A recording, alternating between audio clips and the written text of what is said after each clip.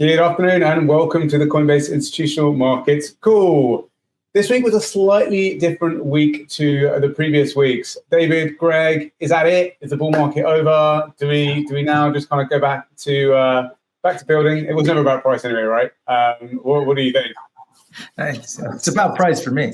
No, the bull market's not over. It's perfectly healthy to see a bit of a pullback. So if anything, I was probably one of the few people in crypto that's been happy this last week to actually see softer prices. I was just going to say that I'm going to wait for the recut where someone takes the words just said, Ben, and just call you out for being bearish. But then again, we have Sora now to actually do it for us, so we don't even need to do that anymore. Yeah, are we even here? Is this even us? Is this someone? I don't know. Sora would probably do a much better job. Anyway, I tend to agree. I think it's healthy. But we are going to talk through all of that today. We are going to go through one of the builders in the space, the Sui Chung, CEO of CF Benchmarks, which is the index behind many of the ETFs. North of $20 billion of assets use this to track flows. So he's going to be talking us through some of the big dates around the wirehouses bringing in new capital to the space, what's happening internationally, and then some of the changes in spot volumes as well. Within the market update, we're also going to go through details around the BTC and ETH moves. There's some pretty painful moves, but funding remains pretty high. So people have not been dissuaded from those positions just yet. Some really strong moves in Salana and Maker, some slightly mixed moves in AI, and some weakness in some of the gaming tokens, as well as macro covering FOMC this week and also the BOJ. So a ton to cover this week. But before we get into it, quick admin. If you are watching on YouTube, don't forget to scan the QR code to access all of David and the team's fantastic research. If you're listening on podcast, that is in the show notes. And no matter what platform you're on, don't forget to like and subscribe so we can get a notification when we release each week. So we are super, super happy to have Sui Chung, CEO of CF Benchmarks, with us today. Sui, welcome to the show. No, thank you very much for having me, Ben. Real pleasure to be here with the Coinbase team. Cool. Well, we're super happy to have you here. And maybe just to kind of kick off, would you mind just explaining to us how you got into crypto and how you got to be the CEO of CF Benchmarks? Yeah, it's been a 6+ year journey for myself. Back in early 2018, at this point, I was very much in the TradFi data space, running Euromoney Indices, a traditional asset index provider, equity, fixed income, etc. And this Bitcoin was looming ever larger. More and more people are talking about it. I had looked into it. I found it a very intriguing proposition. To me, it was at that point a proposition. And I looked further into it as how this market was developing. And the one thing that I noticed that it seemed to lack was a proper benchmark. Commodity markets, traditional asset markets all have benchmarks, and it seemed to me that there was a gap there. So I joined a company that was then called Crypto Facilities, where I basically pitched them, hey, you should start an index unit. I'd be willing to effectively start it for you. We started by settling CME's futures with a Bitcoin reference rate, and we find ourselves 6 years down the line now providing the BRR New York, the New York variant, which is the NAV for 6 of the spot Bitcoin ETFs, as well as settling CME's Bitcoin and Ether futures and a number of other regulated financial products around the world. Amazing. Wow. So fair to say that you are an integral part of the ETFs and kind of futures and stuff like that, which have been kind of a meaningful reason for the move higher we've seen this year. Could you perhaps start by explaining the role of CF Benchmarks and the significance of this function for investors? Of course, Ben. So when you have like the CME futures, a regulated futures contract that's cash settled, so there's no Bitcoin changing hands between the different market participants. When the contracts settle, it's dollars that change hands, and so but you are trading on the price of Bitcoin in US dollars. So therefore, you need a benchmark that you're going to settle that contract to. And that benchmark is the Bitcoin reference rate. It is a once a day benchmark price for Bitcoin that is created by aggregating the trade flows that we observe on 6 major spot exchanges and their Bitcoin USD markets, including Coinbase, of course. And that's, that is an integral part of the products. When people are trading that contract, they know they are trading something that will settle at expiry to the BRR. Conversely, we look at the ETFs. Every investor in the ETFs provided by BlackRock, Bitwise, ARK 21 shares, Franklin Templeton, Valkyrie, and Wisdom Tree know that the value of the Bitcoins held by the ETF that they have invested in will be valued using the Bitcoin reference rate New York variant, or BRRNY, again provided by CF Benchmarks, and is the New York twin to the original BRR, which is a London 4 o'clock observation. So that's the role we play. We are there to ensure that investors, market participants have a fair, transparent, and replicable benchmark price for Bitcoin that values their assets, that settles their risk, that makes sure that the entire market is basically on the same page. Perfect. Well, congrats. You've got north of $20 billion of assets now using your benchmarks, which I'm sure is something that a few years ago maybe wasn't something you'd have expected. I mean, the growth that we've seen this quarter this year has just been incredible. I guess you've been in the space 6+ years and market structure has evolved a lot. Can you talk through like some of the challenges that you've had as an index provider as the crypto space has evolved, and maybe like specifically the last sort of 3 to 9 months where there's been a lot of change? Yeah. When I first entered the space, I have to say, like many a TradFi refugee, if you like, into the crypto space, I came in with a lot of preconceptions that come from the TradFi world. I assumed that things were done in a certain way. I assumed that the market operated in a certain way, and within sort of 5 minutes, I was quickly disabused of that notion.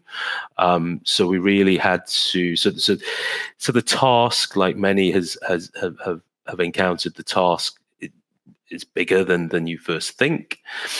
The key challenge for us initially was getting to a set of crypto exchanges whose data that we can readily access, that we can trust, that have certain controls in place that mean that our benchmarks would not be necessarily subject to manipulation.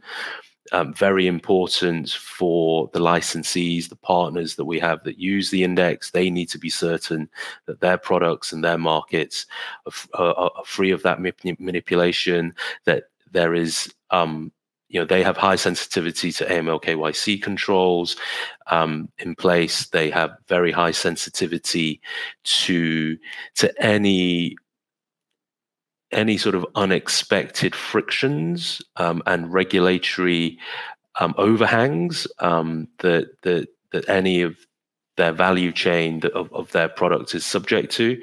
So that was, we spent a number of years honing down how we would tackle that, and we ended up with a constituent exchange criteria that's publicly available on our website, and a set of today 6 constituent exchanges, again, of which of course Coinbase is one, that are widely trusted by the market, that have withstood the test of time, and whose the integrity of those markets is sort of, it's beyond question. There is no question that these are markets that with integrity, unlike certain sort of offshore venues that maybe do not conform to these sorts of standards. And then in the most recent few months, obviously going through that process of regulatory approval with the licensees in the US, with the SEC, it's a very well documented process, a lot of stuff out there in the public domain around how our index operates, how we operate as an index provider. And I guess that the big change is I think more and more market participants in TradFi recognize that actually crypto market infrastructure, when reflected through our benchmarks, providers like CF Benchmarks existing and having a track record, custodians like Coinbase Custody and the regulatory status that they hold and their track record. So I think there's a recognition from TradFi institutions that actually it's a lot more developed on that dimension than they had first thought. And then from the crypto native side, I think more of a recognition that that these firms like CF Benchmarks, we play a relatively small role, but it's a role that is required, and that and a more formalized market structure with use of things like benchmarks is that's what the market needs to further grow and develop. And the fact that it can bring in TradFi institutions will only accelerate the growth of the crypto market. And I think that's quite a sea change in attitude that we've seen. So one of the big things that we've been talking about here is the integration of the wirehouses, right? And these large broker dealers. And I think it's like a sub-narrative within the ETF kind of framework, this idea that these wirehouses still have yet to kind of recommend this to their clients because they need to do their due diligence. So it's pivotal for mainstream cryptocurrency adoption. How does crypto facilities actually approach bringing wirehouses on board? And what are the key considerations in this process? So yeah, here for CF Benchmarks, as the index provider, we are an integral part of the product. So when wealth platforms, wirehouses, etc., do their DD, they do it on CF Benchmarks as well, because they want to know, okay, if this ETF is going to strike its NAV, the net asset value, which is very important, the end of day, how much is each share worth? If it's going to use this index, going to use a BRRNY to do it, then we need to understand how that works inside out. We need to understand what provisions it has for when things go wrong, what will happen if it doesn't print at 4 o'clock Eastern, et cetera, et cetera. They need to know what those contingency processes might look like, because that might impact how they close their books, how they settle fees, if they're applying leverage to any of their clients, if they provide financing to any of their clients, how much financing, et cetera, et cetera, et cetera. So you've got all of that. So they want to understand the index inside out. On top of that, they want to understand CF Benchmarks as an institution. So how many people are we? Are we audited? Where are all those people sat geographically? What is our capacity to continue providing the product? Where are we as a business? Will we disappear tomorrow morning? And in some cases, I've had conversations where they've literally asked me, so Sui, what would happen if you fell under a bus tomorrow? Would your index keep printing? And luckily, I was able to reassure them that although I'm the chief executive and we are still a relatively small team, that we do have the operations do not rest upon me. If I'm run over by a bus, rest assured the BRRNY will keep on printing. And it's sort of a pretty 360-degree process. And yeah, as I said, some of the conversations we've had have been very deep. I'm sure that similar conversations have been had with your colleagues in custody, obviously, as Coinbase is the custodian to many of the ETFs that CF Benchmarks is the index provider for. Similarly for the fund administrator, similarly for the issuer, all of this is wrapped up together in one big DD process. And of course, the wirehouses, the wealth platforms need to observe the trading. And that's very important. They need to observe the trading over a period of time to make sure that the ETF, the product actually does what it says on the tin. and that there isn't, and mechanically that it works, and there are no operational glitches, that it does indeed track the price of Bitcoin, et cetera, et cetera, et cetera. We're now, just 2 months past the launch, and typically most of the platforms, most of the wirehouses will have a rule of observing 90 days of trading. So, a quarter. They want to see everything work as it has been intended to work.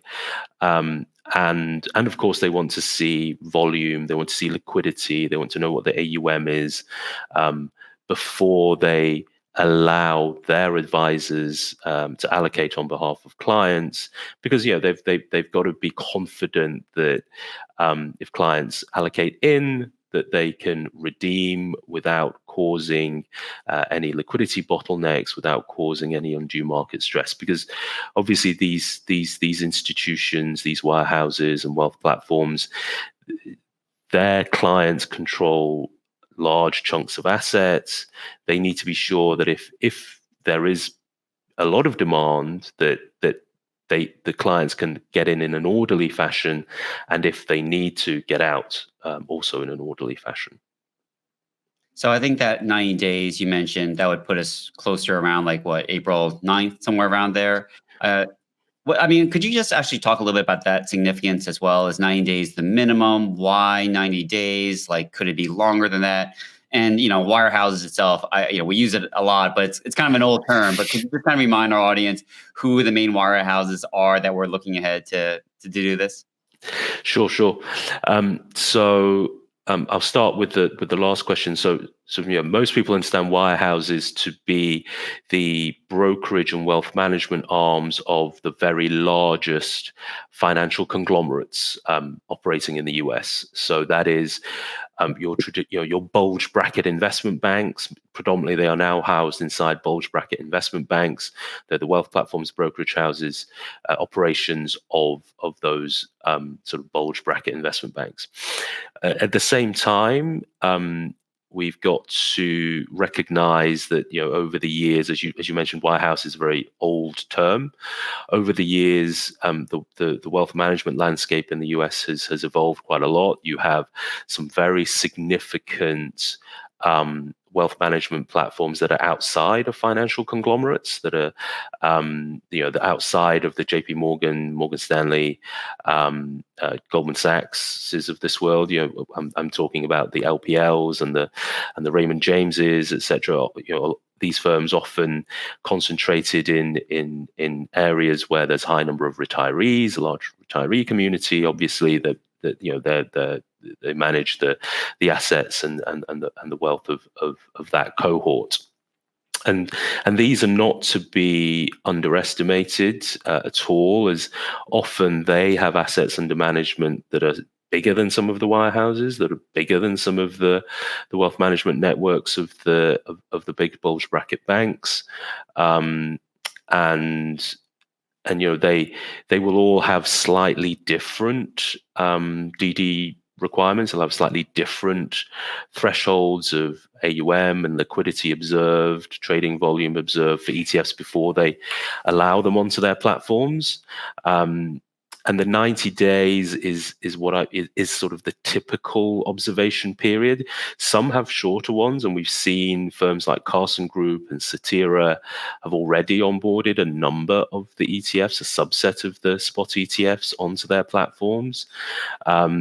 And some will have longer observation periods, but I think 90 is where most of them will be. Some may very well extend that observation period because of the fact that the products are novel and we've never seen these products before, etc.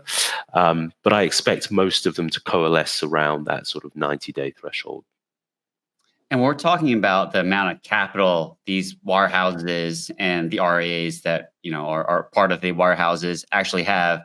I mean, I have bandied about the number that it's somewhere around $48 trillion of wealth that is actually housed within these institutions. Is that in line with what you know? How much capital are we talking about here? Yeah, I think typically the number that people cite is somewhere between 40 and 60. for the USA, and the way I sort of count it, the way I think about it, number ends up being in the mid 40s of trillions, and it's but within that big number, there's a number of there's a number that number slices down into discretionary, managed, self-directed, predominantly self-directed, advised, etc., etc. So it's all slightly different. But the key is that to access these pools of capital, the firm has to onboard the ETF, has to onboard the product, because it is going to be the one who's clearing the trades for the brokers, for the RIAs. It has to be comfortable that it fits in with their asset modeling. They've got to be confident that operationally, right, it doesn't throw up anything that they can't handle. So there's a fair amount of work that has to be got through, and we've always got to remember that for the vast majority of traditional institutions, this is still a novel asset class, and this is a novel product. Yes, the ETF wrapper is very well understood, and that's a very important part of why we're even having this conversation at all, because it's in a wrapper that's a public market wrapper, allowing it to be traded on national securities exchanges in the US, subject to SEC oversight, et cetera, et cetera. So those are the most basic boxes that need ticking, and now we're in that final stretch of okay, does it do what it says on the tin? Does everyone who's involved in this product, from issuer, custodian, fund admin, index provider, do they all know what they are doing? Have they thought of all the contingencies? Can they be relied upon in come rain or shine? And yeah, once they've completed all of that, and there is demand, and from everything we see right now, there clearly is plenty of demand. If there is demand from the advisors, then they will be on those platforms. Yeah, they certainly have a lot of capital that our market's thirsting for. And one interesting thing I'd point out is wirehouses are called wirehouses because way back in the day, these brokerages were the only ones that had a telephone or telegraph line connecting each other so they could share information.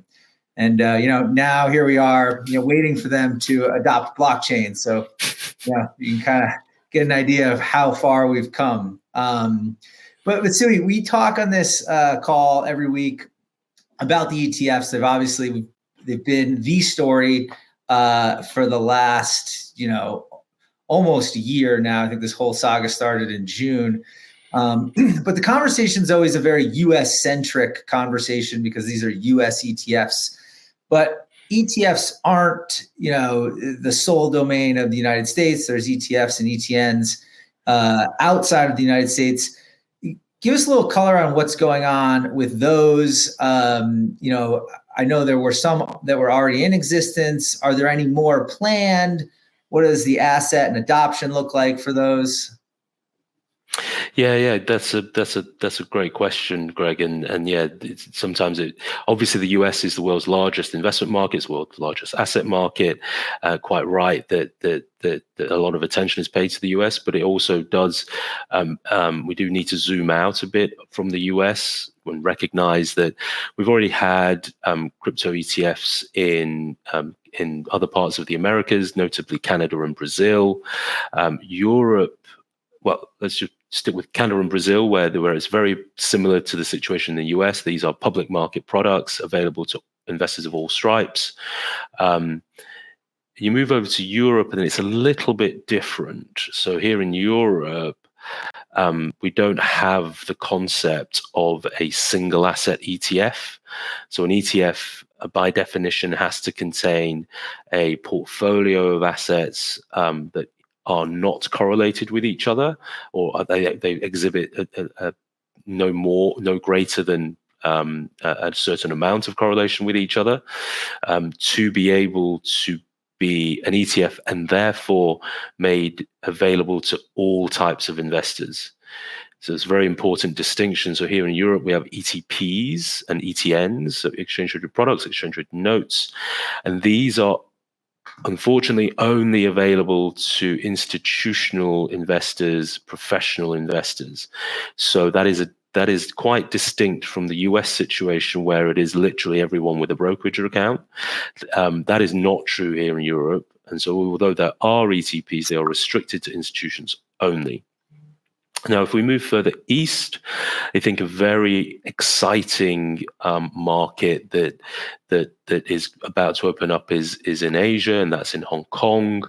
So the Securities and Futures Commission of Hong Kong, the Hong Kong Capital Markets Regulator, has published a set of guidelines as to how it will allow crypto ETFs. Regulatory requirements, product requirements, etc. So that is out there in the public domain. The Hong Kong Stock Exchange has published its requirements for what will be required for it to consider listing a crypto ETF. And very importantly, in Hong Kong, there will be ETFs. They will be available to all investors with a brokerage account in Hong Kong. So CF Benchmark's team is very busy working with issuers in Hong Kong for them to get to the start line and hopefully launch their ETFs.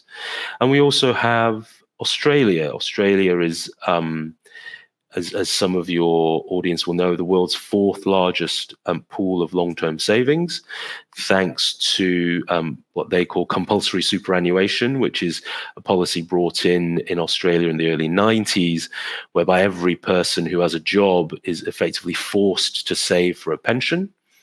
So there's a very well-developed long-term savings market, and they have had crypto ETFs in Bitcoin ETFs in the past. They already exist. However, unfortunately, they're only listed on one exchange, and it's not the ASX, not the Australian Stock Exchange, which is really the big venue in Australia that all brokerage houses are connected into, all clearers are connected into.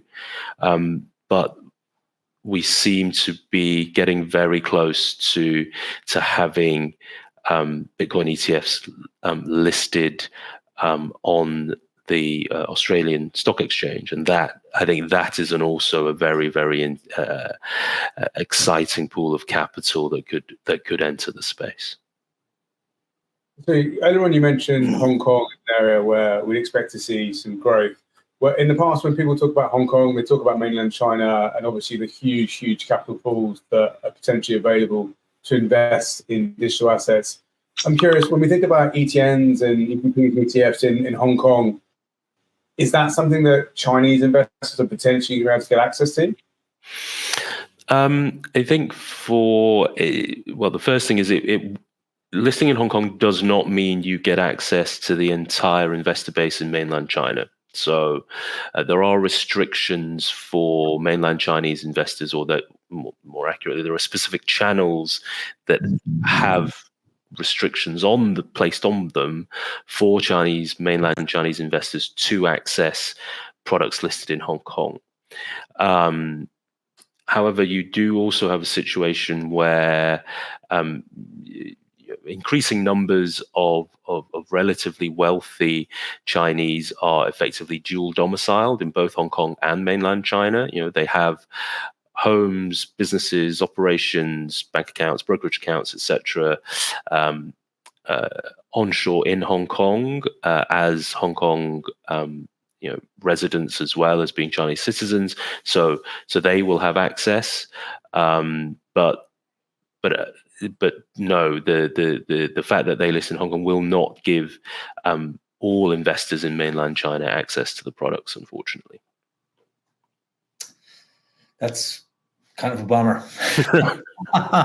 Well, I think obviously the stored wealth of a nation of 1.2 billion would be fantastic, but but the stored wealth of 8 million people whose per capita GDP is actually slightly higher than the US and the UK and most other countries in the world, who have a very high savings rate. We've got to remember, all Asian nations have very high savings rates, and certainly in Hong Kong, should we say, it is a culture that is highly risk tolerant.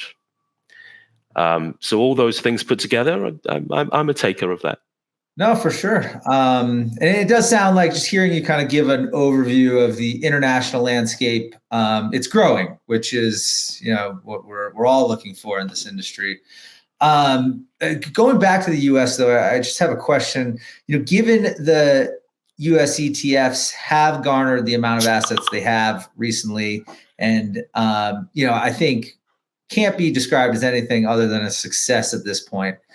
Have you seen any changes in, spot volumes, given that we have this global asset class, but then we have, one part of it that's really concentrated, in the US?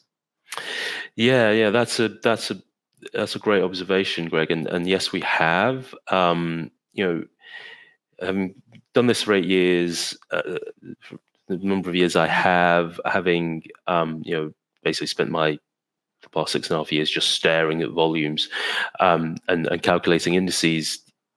Through the day, the typical day on average, the most liquid hour for Bitcoin US dollar trading was always 3 to 4 London time. And that's why our original benchmark, the BRR, was struck at 4 o'clock London time, observing trading between 3 and 4.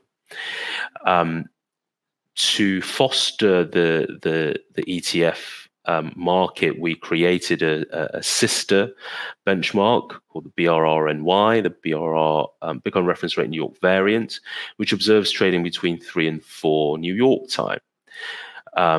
And traditionally, that was the second or third most liquid hour in the day for Bitcoin US dollar trading. Now, what we've seen post ETF launch is, number one, the entire market having got more liquid. There is just more trading, no matter what time of day. Roughly speaking, it's gone up by about 13% from what we can observe on average. So that's lifted all the hours of the day, but that 3 to 4 New York time has become 50% more liquid, because that is the window in which the benchmarks, most of the benchmarks that nav the ETFs in the US, that's when they observe the trading of.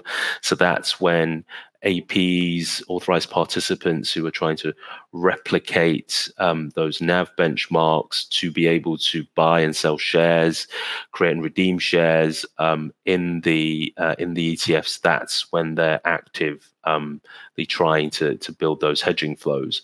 So yes, it has had a knock-on impact, second-order impact back into the spot market. That's what we're seeing, and I think that's actually really encouraging for the further development of the market and the further development of products that would bring more liquidity to the market, that would put crypto ownership and crypto exposure into the hands of more investors, because you have this greater concentration of liquidity, and that means more things are possible. If we think about all the ETF issuers and the respective stock exchanges that they're listed on are all seeking approval for listing of options on those ETFs. And the fact that the liquidity is there in the underlying spot market will mean that the development of those options on the ETFs should be quicker, because there's just more underlying liquidity for market makers, for product providers to hedge with, and be able to participate in those new products. And those new products will bring more investors into the asset class.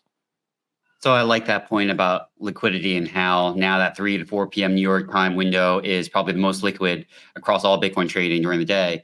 And the interesting thing is that's not just true in the spot market. That's also true in the perps market, in other places.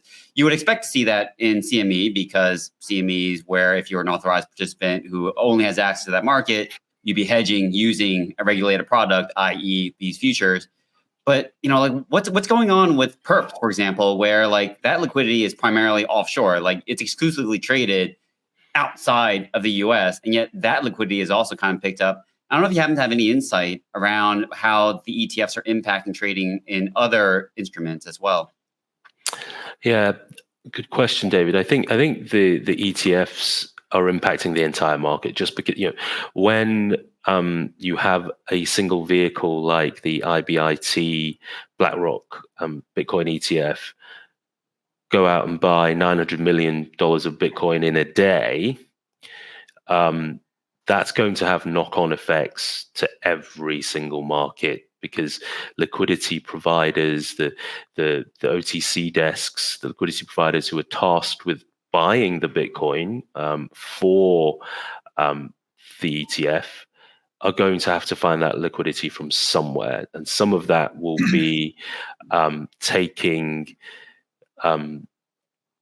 liquidity from, for instance, perp markets, hedging themselves on perp markets so they can buy more on spot, etc. So they've got ready inventory to be able to fulfill the orders that the ETFs have. So yeah, it's even when you have what I would term sort of parallel markets or adjacent markets that are not directly they're not directly where the ETFs will consume liquidity and acquire Bitcoins from, everything that's adjacent will feel the ripples just because these are such big waves. $900 million of Bitcoin in one day is a lot of Bitcoin for anybody to try and buy. And we've seen, IBIT have 2 days of around 900 million, about 10 days of 600. These sorts of sizes are going to impact every market in the ecosystem. Yeah, I totally agree. I think what's been really interesting is to see the price action around the window. Whereas at the start, if you got that sort of volume going through, one would expect it to be trading up. But interestingly, it's actually generally traded flat or down during the 3 to 4 p.m. window. Which has been interesting to look at. As we kind of look forwards in the coming years, I'm curious to understand how you think about the future of crypto indexing. I know you have a digital culture index as well, and I'm sure you've got various others. So how do you think about, I guess, your role within the ecosystem and how that can grow and help bring more people into the ecosystem?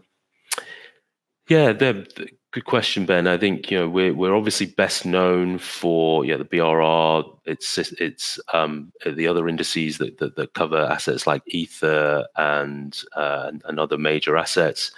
But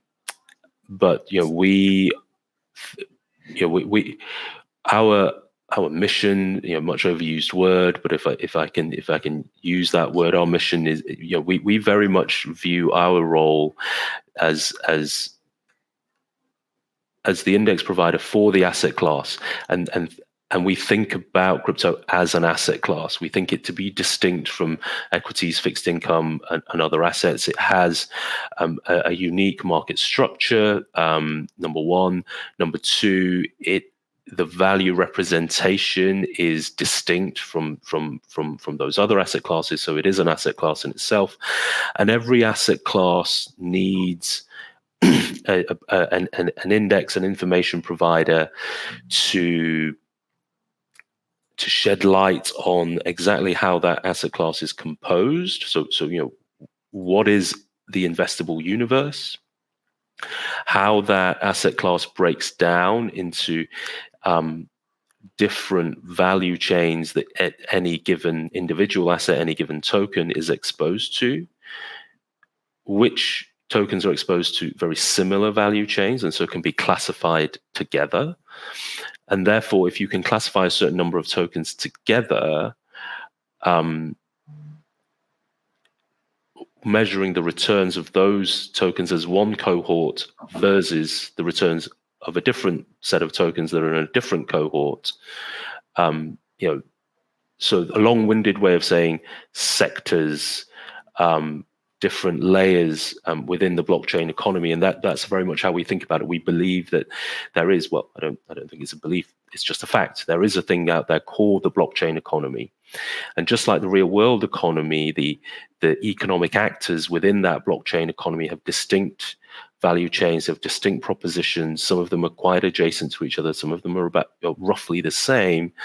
And so our intention is to guide investors through that blockchain economy with our frameworks, with our tools, with our indexing, be that, as you mentioned, digital culture or DeFi, or smart contract platforms. We cut across both vertically and horizontally, the asset class, both vertically and horizontally, to give investors a view on how certain exposures, certain themes, certain sectors, certain parts of that blockchain economy are performing relative to the others. In exactly the same way as an MSCI will sit you down and tell you that financials did this versus consumer goods companies did that, versus consumer durables versus diversified industrials through the GICS, the Global Industry Classification Standard. We do the same thing. We sit investors down and say, yep, DeFi did this quarter. The outperformers in DeFi were these tokens, the underperformers were these. This was the median performance.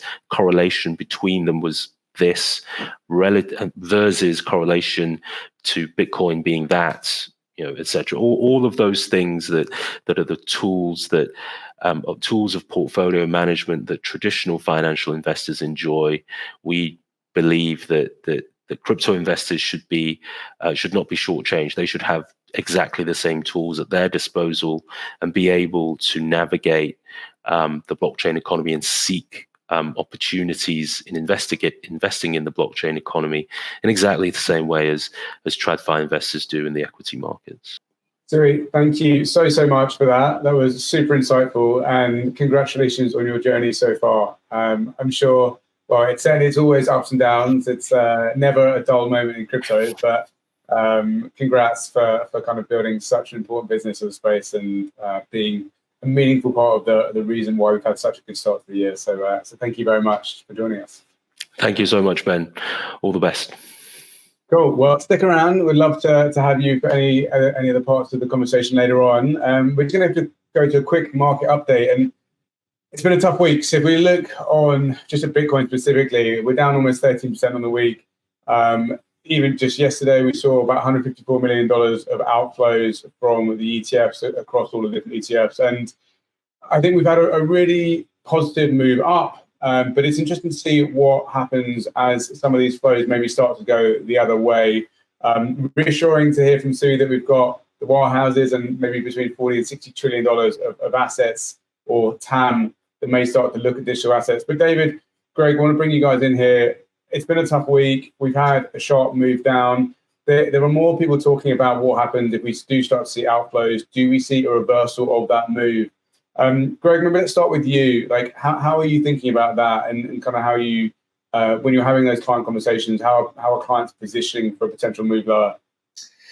Yeah, Ben. This week we were reminded that crypto moves in two directions. It can go down as quickly as it went up. And that's okay.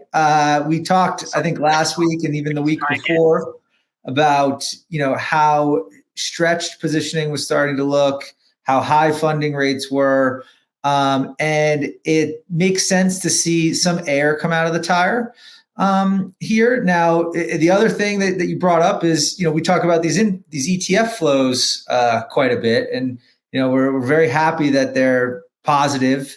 But they can also go negative, and we can see assets come out of these products again as quickly as they went in.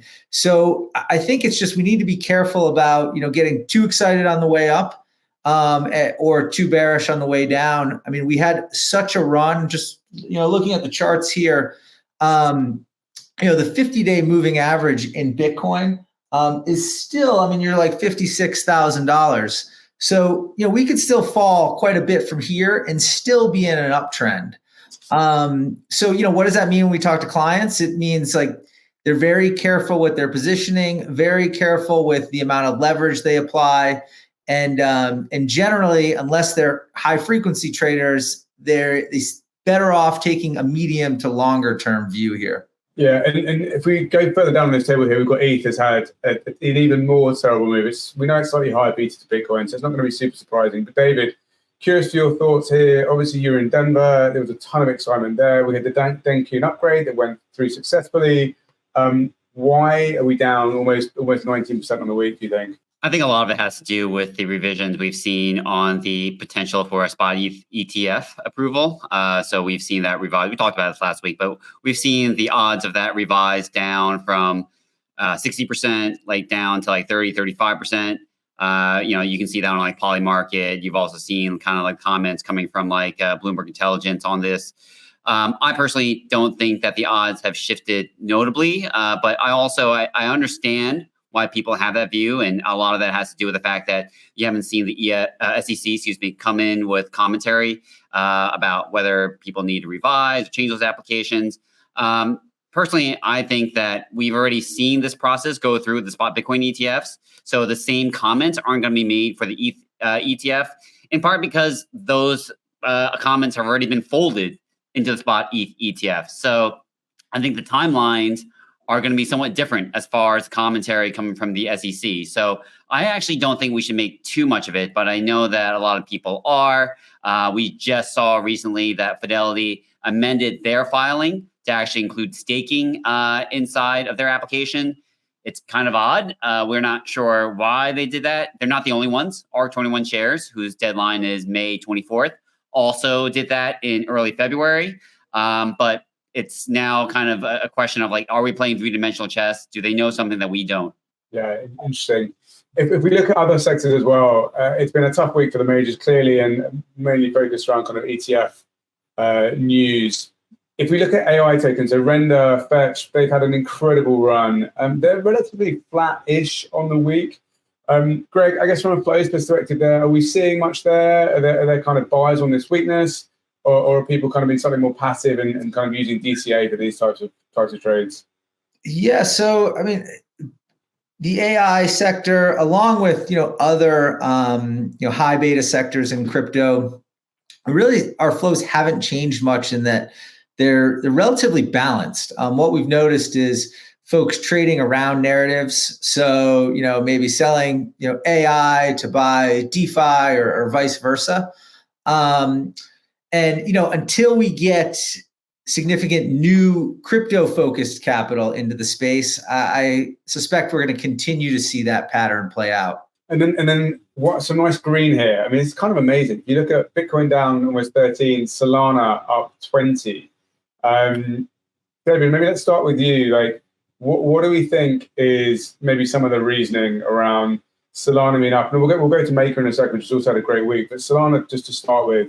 Like, why the outperformance? Yeah, it seems that Salana is the ecosystem that people, mainly retail, are using to trade meme coins. And that activity, I think, has translated into Salana as a proxy for that. It's a little bit different from what we're seeing on, Bitcoin and ETH, where the value proposition is tied a lot more to the institutional kind of flows. I do think that I'm not particularly concerned about this kind of price action. To be honest with you, this is in line with what I was expecting. About 10 days ago, we actually wrote that there could be some potential headwinds in these markets. But honestly, I'd be expecting them to trade sideways, not inside a range, not necessarily see substantive like downside. Like, we're not going back to 40 in my mind, for example. But I do think that, we're waiting for the next idiosyncratic events to happen. And a lot of that is going to probably be pertaining to the halving. And I do think that we're then going to be able to see the next leg higher. And then we're going to enter true price discovery territory. Yeah, one of the things, Solana's price action has been, really impressive, especially, it's sort of bucked the trend here, though it's catching up a bit today. And one of the things that I think is also going on is there was a large block of Salana being shopped, very publicly And while that process was ongoing, and may still be for that matter, I'm not sure. But what we saw is Salana was rather capped. The rest of the market was rallying pretty strongly, and the Sol token was kind of failing to keep up. And now it's caught up. And what we think may have been happening is as that block was being shopped, people were moving their books around, potentially putting on hedges, and that was kind of keeping a lid on the price. If that has in fact cleared now, that could be another reason why we're seeing a bit of outperformance here. Yeah, that makes a ton of sense. Certainly some kind of technical factors there. And then if we look at Maker, obviously we announced last week with the change to the DAI savings rate, up 17%. I mean, that's again just like super impressive relative to what else we're seeing.